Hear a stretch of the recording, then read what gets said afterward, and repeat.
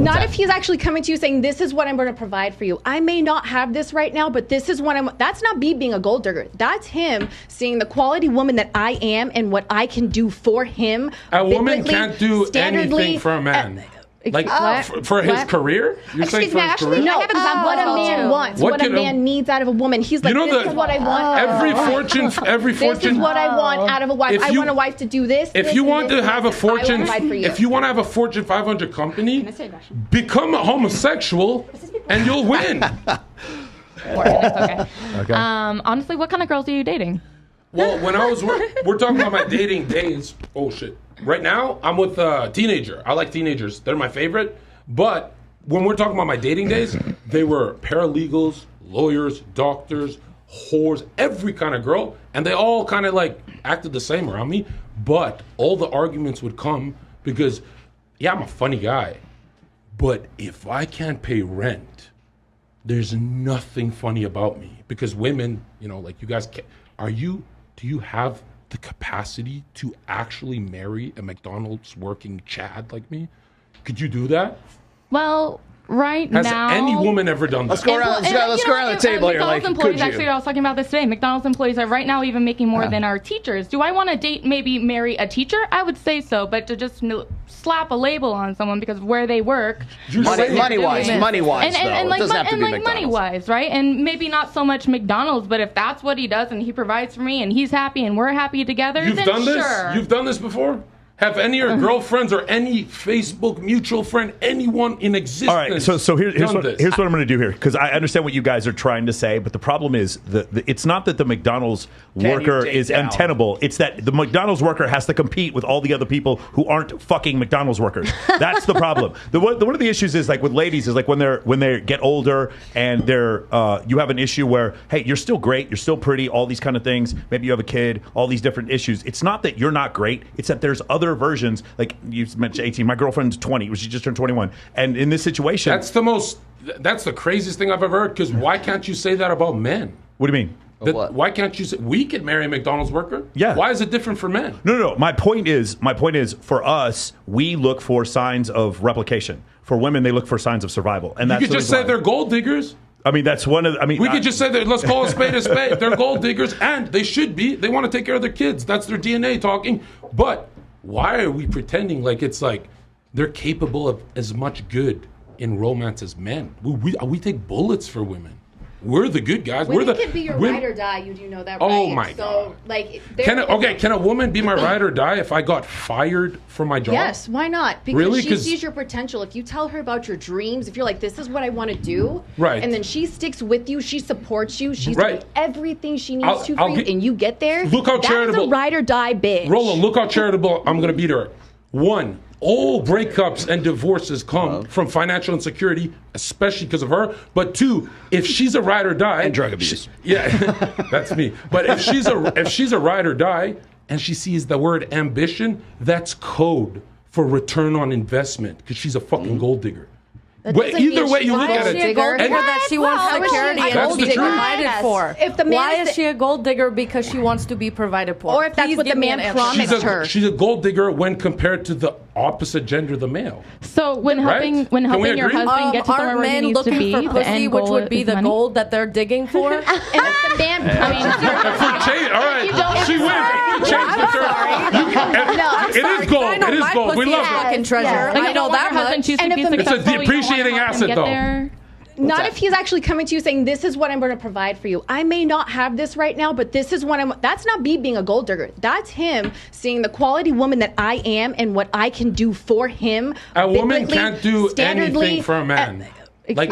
For his career? You're saying for his career? No, what a man wants, what a man needs out of a woman. He's like, this is what I want. Every fortune. This is what I want out of a wife. I want a wife to do this. If you want to have a Fortune 500 company, become a homosexual and you'll win. And dye your hair blue. All the biggest businesses are homosexuals because they don't deal with women. That's the truth. Or narcissists.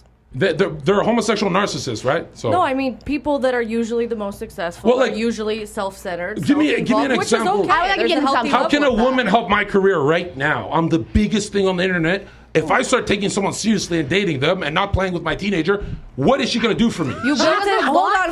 Okay, You built an you have entire a career. weakness. Hold on. You built an entire career off picking up what? Women. Okay. So what do they do for you? And you need them Right, but they're to show off to your students. You just Otherwise, said you have no business. No, I had other jobs, but I was a drug dealer. I was killing it. Oh, but yo, check this out. Literally the most attractive career field a man can have. Yeah. Here's what you said. You made a career picking up the gender that is selfish and a gold digger. I agree.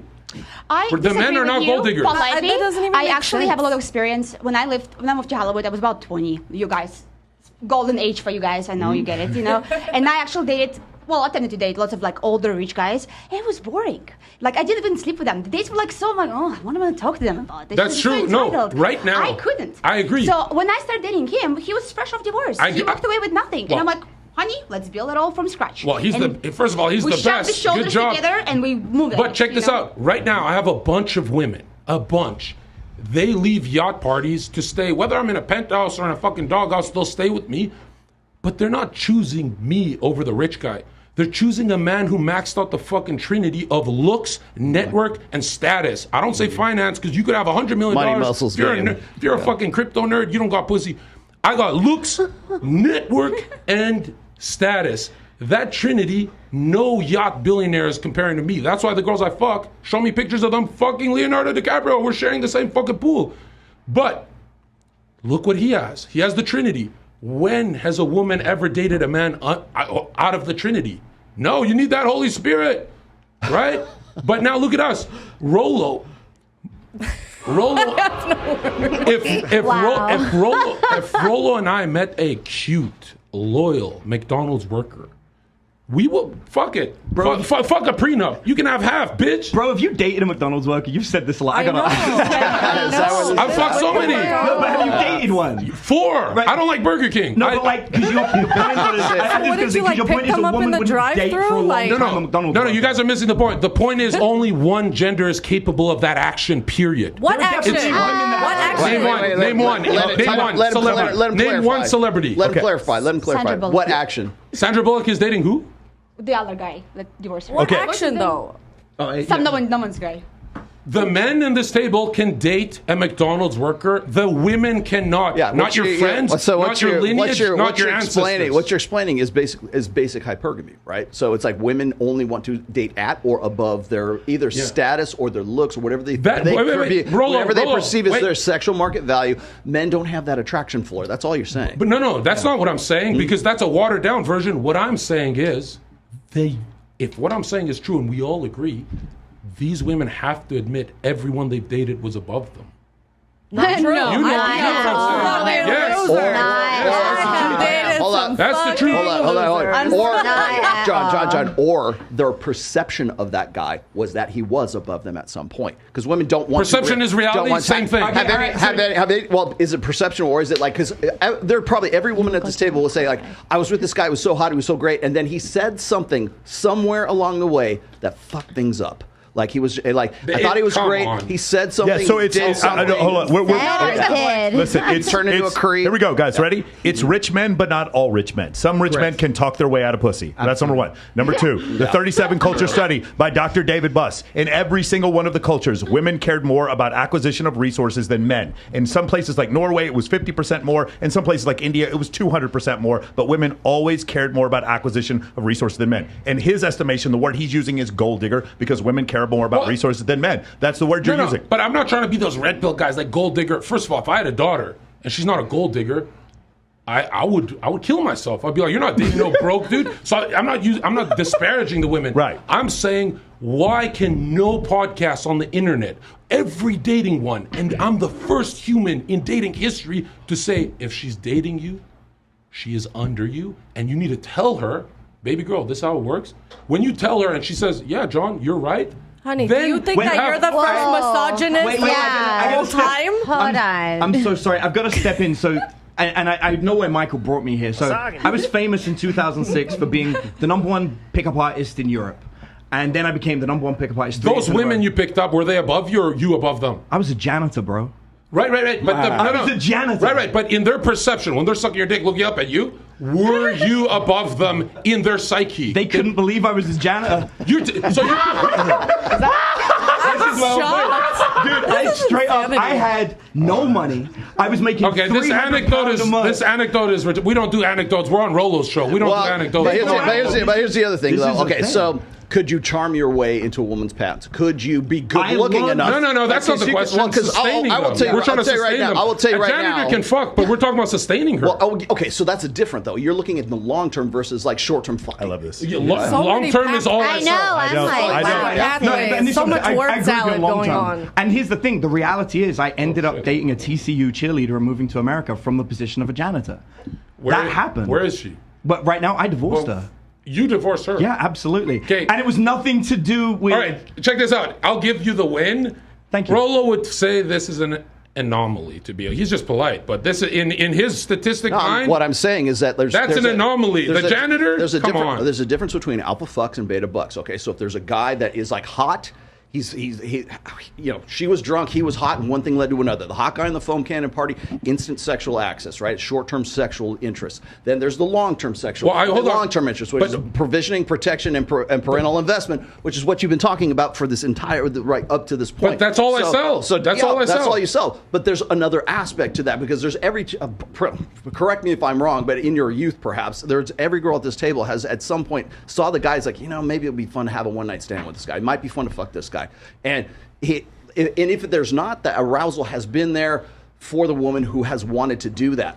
But so there's I'm saying at thezerkaofficial.com, what I sell is we are very against random little hookups because what you're doing is you're farming awkward moments and trauma that make you a worse player. So we say you own her if she fucks you 10 times. If she fucked you once and blocked your ass, you became a worse pickup artist. But she's still fucking you for a different reason for a one-night stand. We don't want one-night stands for the long term. We want 10, at least 10. But I'll call that long. Can you admit, though, that there are the aspects of short-term sexual where she just fucks you, she's done, it's casual sex, it's what happens in Vegas, stays in Vegas. It's useless to think of short-term for the man because what you're farming is stuff that make you a worse player. What's the point of that? I mean, dude, I agree. But I only ever had one night stand in my entire career. If you're going to put the effort into sleep with a woman, you stay with them. That's then you're legit. 100%. Right? Have you ever? I say the biggest loser is not the guy who goes home without the girl because he actually saved a bunch of money. Yeah. But the biggest loser is the guy who fucks that girl. Oh man, she's so great,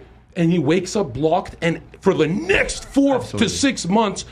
His game is weaker. Yeah. She traumatized him because she shifted his worldview. That never happened. That's what trauma is. Yeah, when it's a shift in he moves too fast. So I am very against hookups. Yep. You better own that pussy. This is one of the main issues that I have sometimes with my clients is that all of a sudden, because what he's talking about networking, that's what I teach in my course Men of Action. As you move up, all of a sudden these guys are at Playboy level parties, Maxim level parties, and the girl they accidentally end up having sex with is hotter than anyone they've been in their life. And that girl is like, no, I'm going back to my husband. Sorry, like blocked. But it hurts. It's not like when you play poker at the $5 a hand table, it hurts. Yeah. But when you move up to $1,000 a hand, it really fucking hurts. And it's almost like it's better to not get to the Super Bowl than to lose the Super Bowl. That's how the guys feel at the end. So you're right. You're definitely right about that. And you got to remember, though, if she fucked you 10 times, you could probably keep that around for years. But if she fucked you once, the ball is not in your court. You're fucked. Yeah. And what happens is when you keep her for longer, more photos with her, more social proof, all the other chicks start to flock. On this